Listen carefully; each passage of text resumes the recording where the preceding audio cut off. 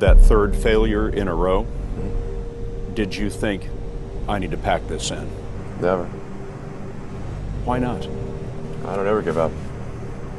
I mean, I'd have to be dead or completely incapacitated. He has been referred to as the real-life Iron Man. He is a co-founder and CEO of Tesla, CEO of SpaceX, founder of The Boring Company, co-founder of Neuralink, founder of PayPal, and co-founder of OpenAI. According to Forbes, he is the 20th richest person in the world with a net worth of about $31.8 billion. He is Elon Musk, and here are his 10 rules for success. And then just work like hell. I mean, you just have to put in 80 to 100 hour weeks every week. Gosh, and that's then a lot of work. All those things improve the odds of success. Okay. I mean, if other people are putting in 40-hour work weeks and you're putting in 100-hour work weeks, then even if you're doing the same thing, you know that in 1 year you will achieve what they achieve. You will achieve in 4 months what it takes them a year to achieve. Okay, I like your work ethic. So, all right. Thanks. Elon. You need to work, depending upon how well you want to do, and particularly if you're starting a company, you need to work super hard. So what does super hard mean? Well, when my brother and I were starting our first company, instead of getting an apartment, we just rented a small office and we slept on the couch. And we showered at the YMCA, and we're so hot up we had just one computer. So the website was up during the day, and I was coding at night, 7 days a week, all the time. And I sort of briefly had a girlfriend in that period, and in order to be with me, she had to sleep in the office. So work hard, like every waking hour. That's the thing I would say particularly if you're starting a company. And I mean, if you do simple math, say like, okay, if somebody else is working 50 hours and you're working 100, you'll get twice as much done in the course of a year as the other company. Have a high pain threshold. That's it.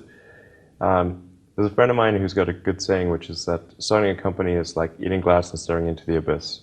Okay, that's generally what happens, because when you first start a company, there's lots of optimism and things are great, and then so happiness at first is high.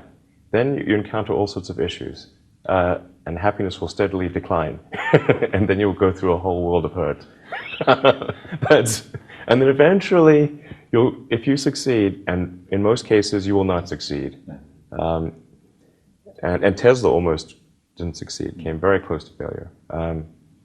Then if you succeed, then after a long time, you will finally get back to happiness. People want to be more like you. Really? And for the fate of humankind, I think it would be great to have more Elon Musks. So what do we need to do to become more like Elon? I don't know if I think it maybe sounds better than it is.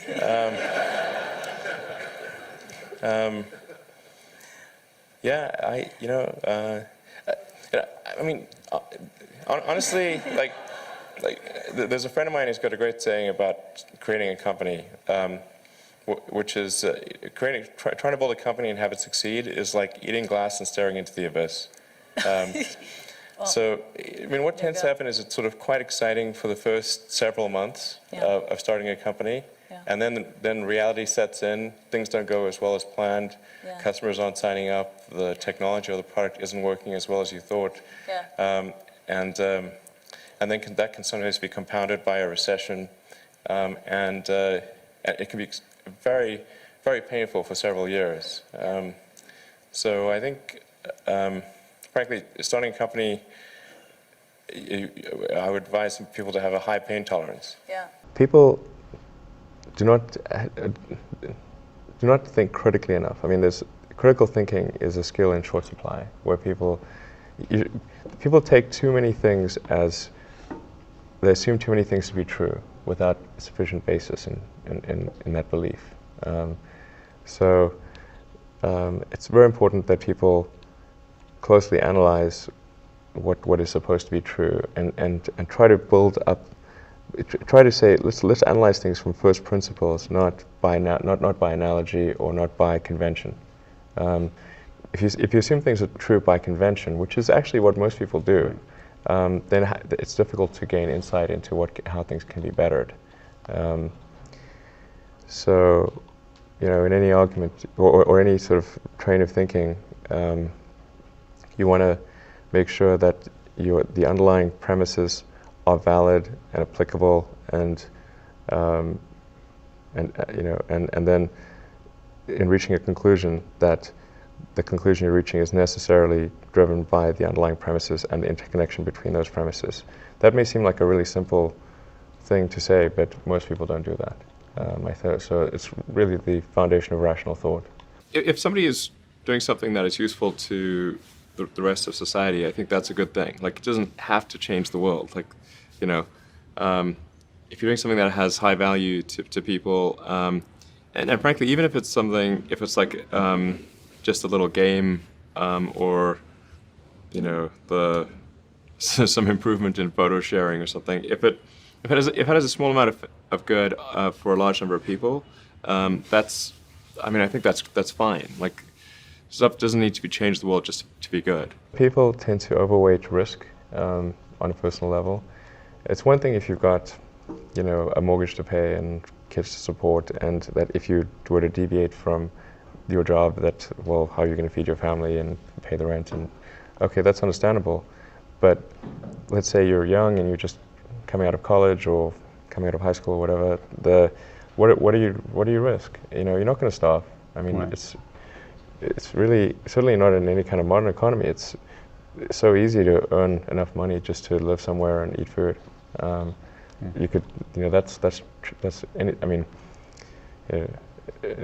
very easy to do. So I don't know what are they afraid of? They're mostly afraid of failure, I think, But people should be less risk averse when there's not much at risk. You've got to make sure that whatever you're doing is a great product or service. It has to be really great. And I go back to what I was saying earlier, where if you're a new company, unless it's like some new industry or new market if it's an untapped market, then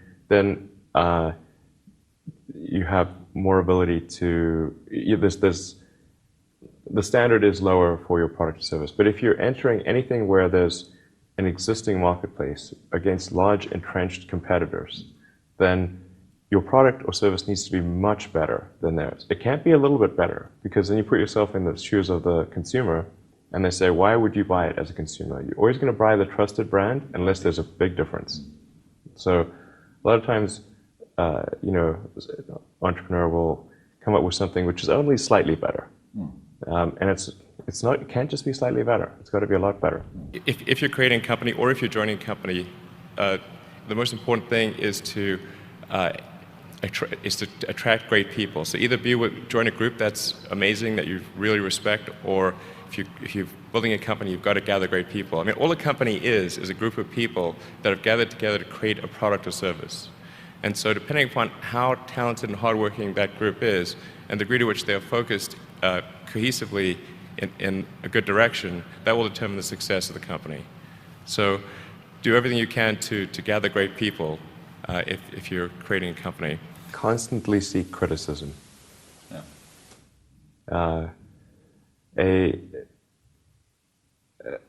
A well thought out critique of whatever you're doing is as valuable as gold. And you should seek that from everyone you can, but particularly your friends.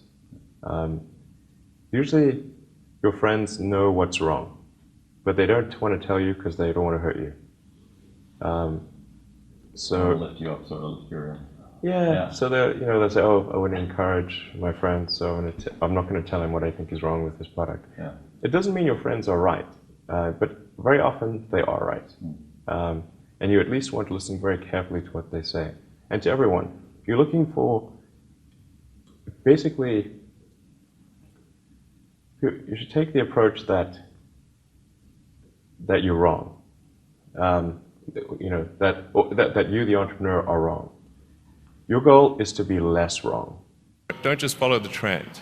So you may have heard me say that it's good to think in terms of the physics approach of first principles, which is rather than reasoning by analogy, you boil things down to the most fundamental truths you can imagine and you reason up from there. And this is a good way to figure out if something really makes sense or if it's just what everybody else is doing. It's hard to think that way. You can't think that way about everything. It takes a lot of effort. But if you're trying to do something new, it's the best way to think. And that framework was developed by physicists to figure out counterintuitive things like quantum mechanics. So it's really a powerful method. People who've been in the rocketry business for decades, Yeah. who say about you that you don't know what you don't know. Well, I suppose that's true of anyone. How can anyone know what they don't know? But When critics say you can't do this, your answer to them is, we've done it. you know, there are American heroes who don't like this idea. Neil Armstrong, Gene Cernan have both testified against commercial spaceflight and the way that you're developing it, and I wonder what you think of that. I was very sad to see that because those guys are, yeah. You know, those guys are heroes of mine, so it's really tough. You know, I wish they would come and visit and see the hardware that we're doing here. And I think that would change their mind. They inspired you to do this, didn't they? Yes. And to see them casting stones in your direction. It's difficult. Did you expect them to cheer you on? So they're hoping they would. What are you trying to prove to them? What I'm trying to do is to make a significant difference in spaceflight and help make spaceflight accessible to almost anyone. And I would hope for as much support in that direction as we can receive. So those were Elon Musk's 10 rules for success. Comment below which one is your favorite, and don't forget to subscribe to the channel for more motivational content. Also make sure to destroy that like button if you enjoyed or found this video helpful. Alright guys, this is Alpha Leader signing out. Thanks for watching.